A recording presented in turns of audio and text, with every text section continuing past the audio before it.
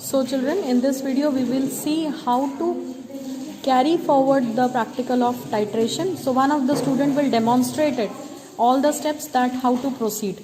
But before we proceed, we should know we are requiring m by 20 100 ml. Although here aim is 250 ml, but in the previous video I have told you how to do the calculation for 100 ml. So we are going to prepare m by 20 100 ml. So as you can see, if you require 250 ml, this is the theory which we have already discussed in the previous video. So if you want to prepare 250 ml mohr salt, you require 4.9 gram mohr salt to be dissolved. But as I told you, our aim is to prepare for 100 ml. So the molecular mass of mohr salt is 392. So for preparing m by 1000, or you should say, if we want to prepare for 1 liter mohr salt, we require 392 gram of mohr salt, but we need 100 ml to be prepared. That too molarity is m20. So that is why we are writing 1 upon 20. If you will solve this, then you will get how much amount of mohr salt should be dissolved in 100 ml of water. So when you solve it, you will get 1.96 gram. Okay, so it means this much quantity of mohr salt will be dissolved to get m by 20 100 ml mohr salt solution. So let us start. So as you can see, Anadi is going to weigh the salt which we have calculated, 1.96 gram mohr salt. Yes Anadi, you can proceed. So this is the electronic weight balance on which he has kept a filter paper.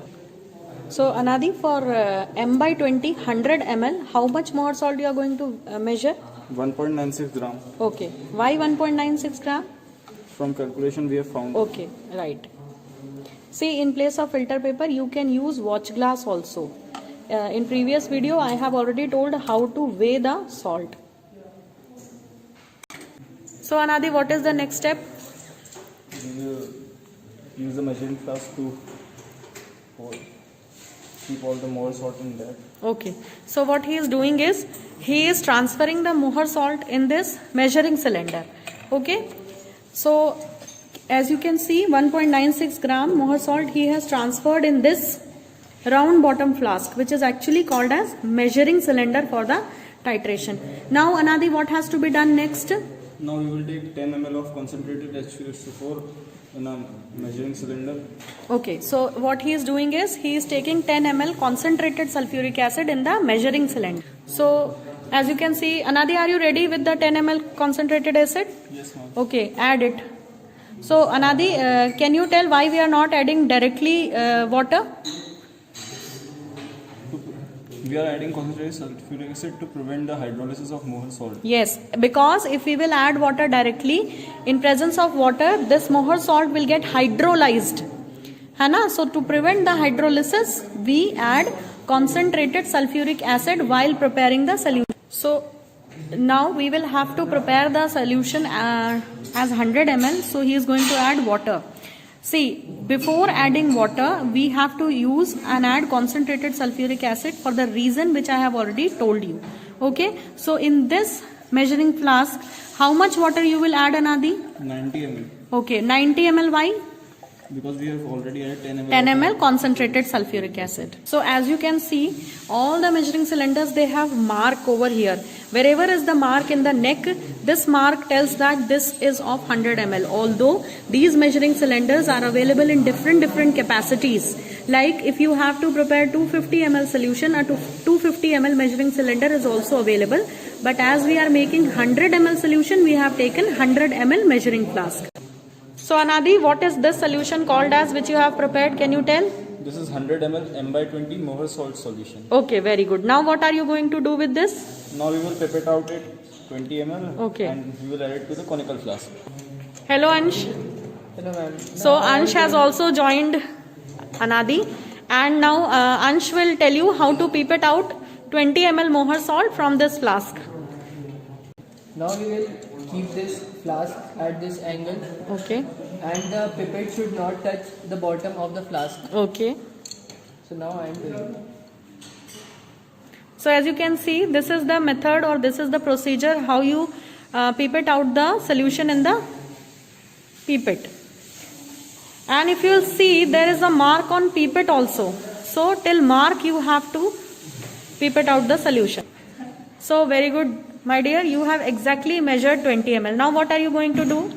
Now I am going to add this conical flask. Transfer. He is transferring the mohr salt solution in the conical flask. Very good. So as you can see, so Ansh, you have already measured 20 ml mohr salt and you have kept it in the conical flask. Now what are you doing? Now I am putting 20 ml of dilute sulfuric acid in Okay. conical flask. Why? Why? Because this, as we know that it is a redox titration. Okay. So a redox reaction has to take place in between KMnO4 and mohr salt. Very good. So to provide an acidic medium, I am going to add this. Okay. So I hope this point is clear. In this titration, we add 2 times the acid. First, when Anadi was preparing mohr salt, he has added 10 ml of the concentrated sulfuric acid in this measuring cylinder. Okay. In this measuring flask, he has added 10 ml of concentrated acid in the dry salt. And then he added 90 ml of water. So very firstly, when you have added 10 ml of concentrated sulfuric acid, that was added to prevent the hydrolysis of mohr salt. Okay, this was the first step when you have added the concentrated acid. And now after this titration, if you will be doing oxalic acid titration, oxalic acid के titration में, oxalic acid के salt में, यहाँ इस step में concentrated acid use नहीं किया जाता है. ठीक है, तो वहां आप सीधे 100 ml पानी मिक्स करते हो oxalic acid में इस measuring cylinder में. ठीक है, लेकिन अंश is pouring 20 ml of dilute acid in this cylinder, in which he has already pipetted out the mohr salt. So this solution is how much now? 40 ml. What it is having? Mohr salt. 20 ml mohr salt. 20 ml mohr salt and 20 ml Dilute sulfuric acid. So second time he has added dilute sulfuric acid. First time in this you have added concentrated sulfuric acid. So in this, when you were preparing mohr salt, 10 ml dilute acid, no not dilute, concentrated sulfuric acid was added. And when you are doing titration and you have taken 20 ml of mohr salt, from this you have pipetted out and transferred into this. So in this We have added 20 ml. 20 ml dilute sulfuric acid. Very good. This dilute sulfuric acid is going to provide the acidic medium which is going to happen between KMnO4 and mohr salt. See, Ansh, what you have done now, you have filled, which solution is this which is filled in this? KMnO4 solution. Okay, what is the color of KMnO4? Pink color. Pink. It is looking like violet because when we fill it in glass, it reflects the color, no? So that is why. But actually, the concentration remains more. That is why it looks violet, but actual color is pink. Okay, fine. So he has filled the burette with 50 ml of KMnO4. Now what are you going to do? Now we will keep the conical flask here. Okay. And we will. So Ansh, what we are going to do? We are now going to start our titration. Okay, what you are going to do in this? From the left hand, I am going to open this Nozzle. Okay. nozzle, and from my right hand, I will stir it. Okay. So now as you can see, Ansh is going to pour the KMnO4 solution slowly in the mohr salt, which is there in this flask.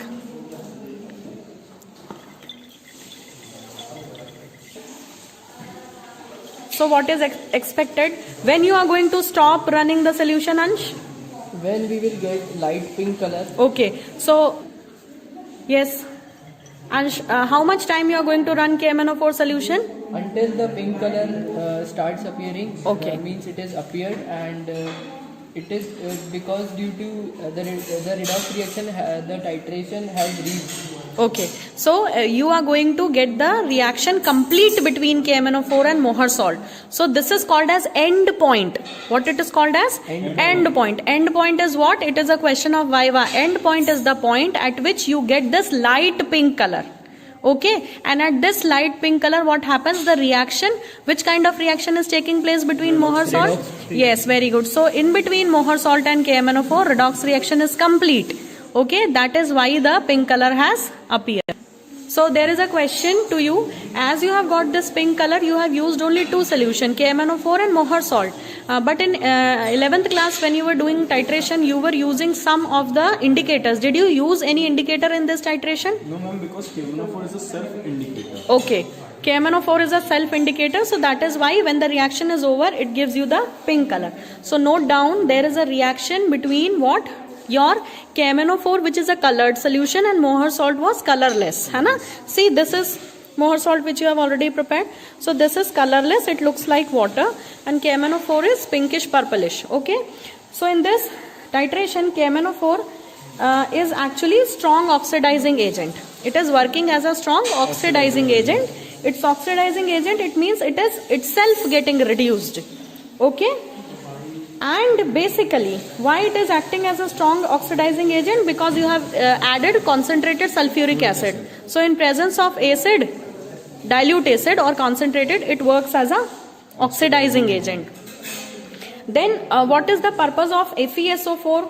If anything is getting reduced, like KMnO4 is getting reduced, itself जो है acting as an oxidizing agent. So what is the purpose of ferrous sulfate here? Ferrous sulfate is working as a strong reducing agent.